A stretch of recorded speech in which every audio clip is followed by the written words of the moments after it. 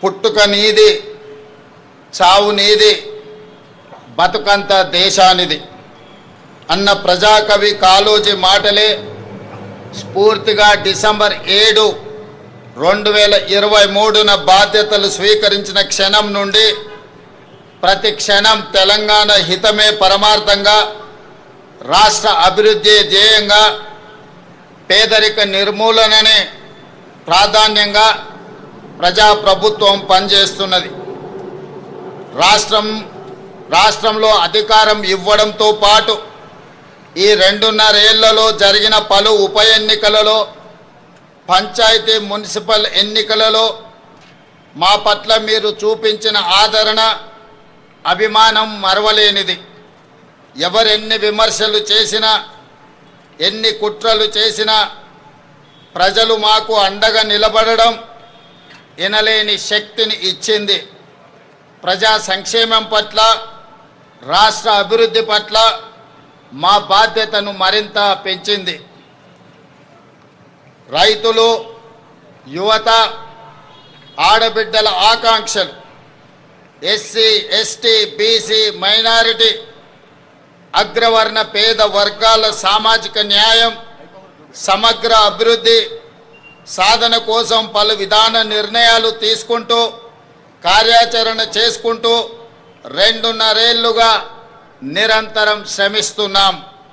అభివృద్ధితో పాటు సంక్షేమానికి సమపాలలో ప్రాధాన్యత ఇస్తూ పాలన సాగిస్తున్నాం.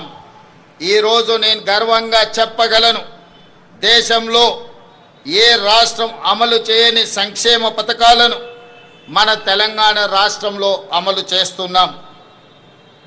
అభివృద్ధి, సంక్షేమం ఒక ఎత్తు, ఆత్మగౌరవం, స్వేచ్ఛ, సామాజిక న్యాయం మరో ఎత్తు. తెలంగాణ ఆవిర్భావ ఒక ప్రత్యేక ఘట్టం. దశాబ్దాలు ఉద్యమం చేసి రాష్ట్రాన్ని సాధించుకున్నది కేవలం సంక్షేమం, అభివృద్ధి కోసమే కాదు, ఆత్మగౌరవం, స్వేచ్ఛ, సామాజిక న్యాయం కోసం ఈ గడ్డపై ప్రతి బిడ్డ పోరాటం చేశారు. పెత్తందారీతనానికి వ్యతిరేకంగానే ఈ రాష్ట్రంలో పోరాటాలు జరిగాయి. నాటి రాచరికం నుండి నిన్నటి నియంతృత్వం వరకు తెలంగాణ తిరుగుబాటు చరిత్ర మొత్తం చెబుతున్న సత్యం ఇదే.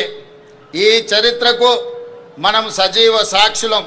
రాచరిక ఆలోచనలు, నియంతృత్వ పోకడలను ఓడించి కొత్త చరిత్రను రాసుకోవడం కోసం మీరు ప్రజాప్రభుత్వాన్ని గెలిపించుకున్నారు. ఈరోజు ప్రజల మనోభావాలకు మేము ప్రతినిధులం, సమాజ ఆకాంక్షలకు మేము వారధులం. అందుకే మీరిచ్చిన ఈ అవకాశాన్ని మేము అధికారం అని సంబోధించడం లేదు, మమ్మల్ని మేము పాలకులుగా అనుకోవడం లేదు, మీకు సేవకులుగా బాధ్యత నిర్వహిస్తున్నాం.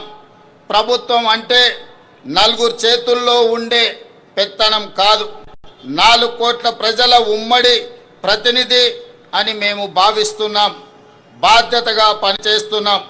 అందుకే ఇది కేవలం పరిపాలన చేసే ప్రభుత్వం కాదు, ప్రజాస్వామ్య ఆకాంక్షలను నెరవేర్చే ప్రజాప్రభుత్వం అని గర్వంగా చెప్తున్నాం.